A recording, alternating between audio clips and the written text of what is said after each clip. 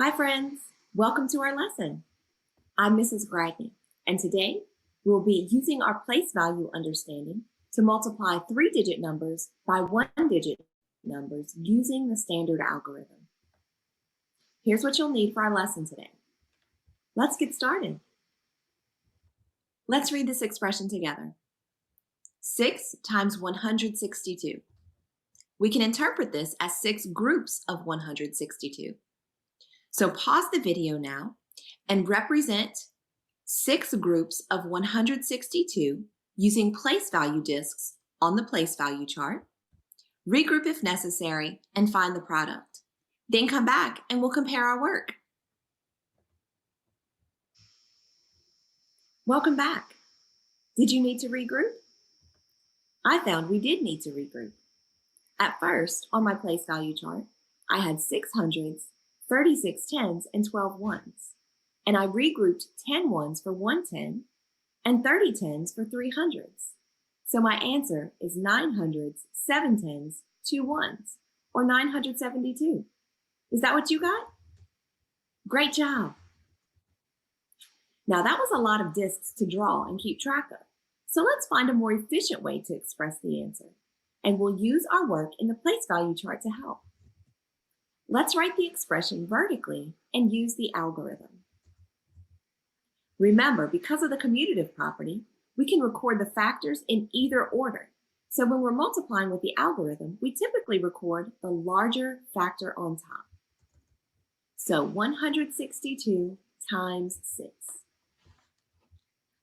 Now, tell me what happened in the ones column of our place value chart. Pause the video to explain.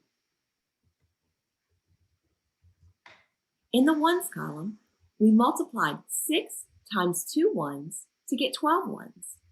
Then we regrouped 10 ones to make 1 10, and we're left with 2 ones. Here's how we can record what we just said in the algorithm. We can record the regrouped 10 on the line under the tens column, and the ones we still have in the ones place. Look, we still have the number 12. We said 6 times 2 ones is 12 ones, and we can still see the 12 here. Now, tell me what happened in the tens column of our place value chart. Pause the video to explain. In the tens column, we multiplied 6 times 6 tens and got 36 tens. We regrouped or bundled 30 tens for 3 hundreds, and we're left with 6 tens. But we also had the 10 that we regrouped from the ones. So 36 tens plus the 1 10 is 37 tens, which is 3 hundreds, 7 tens. Watch how we can record this in the algorithm. We can record the 3 regrouped hundreds on the line in the hundreds column, and then we can record the tens we still have in the tens place, 7. So we see that 37 tens. Now, what about this 1 here? What did we do with that? This 1 stands for 110, which we know because it's in the tens column. And we added it in with the 36 tens. 6 times 6 tens is 36 tens, plus this 1 10 that we regrouped from the ones is 37 tens. And we can see the 37 tens here as 3 hundreds, 7 tens. So since we used the 110, let's cross it out. Now let's look at the hundreds. Tell me what happened in the hundreds column on our place value chart. Pause the video to explain. In the hundreds column, we had 6 times 100, which equals 6 hundreds, plus the 300s we regrouped from the tens, which is 9 hundreds. In the algorithm, we can record it like this. 6 groups of 100 is 6 hundreds, plus these 300s that we regrouped from the tens is 9 hundreds. Since we have no other numbers to multiply, we can just write down the 9 in the product and cross off the 3 since we added it in already. So what's the product? 972. Does it match what we got in the place value chart? It sure does. Let's try another one. Read the problem with me. 237 times 5. Now pause the video and solve the problem using partial products, recording each of the partial products below the problem, like you learned in the previous lesson, and then come back and we'll compare our work. Welcome back. Did you find the product to be 1,185 like I did? If not, pause the video, check your work with mine, and see if you can find your mistake. Okay, now let's solve the same problem using the standard algorithm. So let's rewrite the problem vertically right beside our partial products way.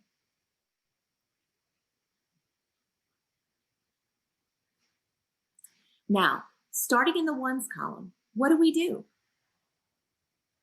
We multiply 5 times 7 ones and get 35 ones.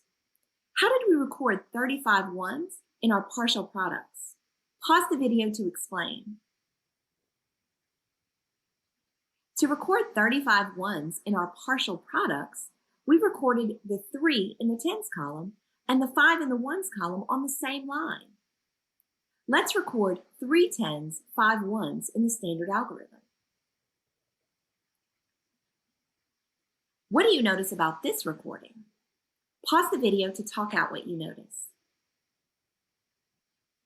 You may have noticed that the 3 tens on the line is still in the tens place, just like with the partial products. And the 5 ones is in the ones place, so we're still showing 35 ones. When we add the partial products together, the 3 tens will be added in with the other tens. And here, the 3 tens on the line means it will be added to the product as we go. Now, moving to the tens column, what do we do next? Next, we multiply 5 times 3 tens, and we get 15 tens. Where do we see 15 tens in our partial products? We recorded 15 tens as 150 on the second line in our partial products. For the standard algorithm, we need to add in these 3 tens. So 15 tens plus 3 tens is what? 18 tens. We can record 18 tens like this. And remember to scratch out the 3 tens because we already added them in. How does what I just wrote represent 18 tens? 18 tens is equal to 108 tens. This 1 in the hundreds place represents the 100 we regrouped, and this 8 represents the 8 tens we still have. And we can still see the 18 tens here. Now, what do we do next? Next, we multiply 5 times 2 hundreds to get 10 hundreds. Where do we see 10 hundreds in our partial products? 10 hundreds is the same as 1,000, and we see that on the third line in our partial products. How will we record this in the algorithm? In the algorithm, we have to add the 100 that's on the line to make 11 hundreds. And because there are no more numbers to multiply, we can just record 11 hundreds directly in the product. And remember to cross off that 100 since we already added it. So what's the product? The product is 1,185. Look back at the work we did when we solved using partial products. What was the product then? The product was 1,185. It's the same. So even though our methods were different, we came up with the same product. What are the advantages of using the algorithm? Take a moment to reflect on that, and then we'll talk about it. You may be thinking that when we use the algorithm, we record our answer all on one line. Or maybe you thought the algorithm is nice because we're doing all of the calculations in fewer steps. Great thinking. Let's apply our understanding now to solve a word problem. We'll use the RDW process to help us understand the problem. And so let's start by reading the problem together. Ready? Read. Shane measured 457 milliliters of water in a beaker. Olga measured 3 times as much water. How much water did they measure altogether? Now pause the video and draw a tape diagram to represent the problem. Don't solve it yet, just draw that tape diagram and then come back and we'll compare our drawings. Welcome back. Does your tape diagram look similar to mine? In the tape diagram, we can see the amount of water that Shane measured, which is 457 milliliters, and we can see that Olga measured 3 times as much, or 3 units of 457. And we're looking for the value of both tapes, which is labeled here with a bracket out to the side. So now let the tape diagram speak to you. What does it tell you about how we might solve? In the tape diagram, we can see that we're looking for the value of 4 units of 457. So we can multiply 4 times 457. Now, I want to give you the chance to try using the standard algorithm on your own. In a moment, I'll ask you to pause the video and solve the problem using the standard algorithm for multiplication. And as you're solving, I want you to talk out your steps and explain what you're doing. Now, if you're not confident yet using the standard algorithm, that's okay. Just give it a try. And then you can check your work using a strategy that you're more comfortable with, like partial products or the place value discs. And once you're finished solving, don't forget to write an answer statement to answer the question of how much water did they measure altogether. Okay, so pause the video here, do the work, and I'll see you when you get back. Welcome back. Did you find that Shane and Olga measured 1,828 milliliters of water together? Let's talk through how we used the standard algorithm to solve 4 times 457. First, in the ones place, we multiplied 4 times 7 ones, which is 28 ones. We record 28 ones as 2 tens on the line and then the 8 ones. Now the tens place. 4 times 5 tens is 20 tens, plus the 2 tens that we regrouped from the ones place is 22 tens.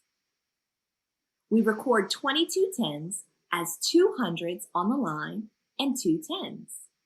And we make sure to scratch off those 2 tens here because we already added them in. Now the hundreds place. 4 times 4 hundreds equals 16 hundreds, plus the 2 hundreds we regrouped from the tens makes 18 hundreds. And since we have no more numbers to multiply, we can just record the 18 hundreds right in the product. And make sure to cross off these 2 hundreds because we already added them in. And so that makes our product 1,828. Great job today, friends. I think we're ready for the problem set. On the screen are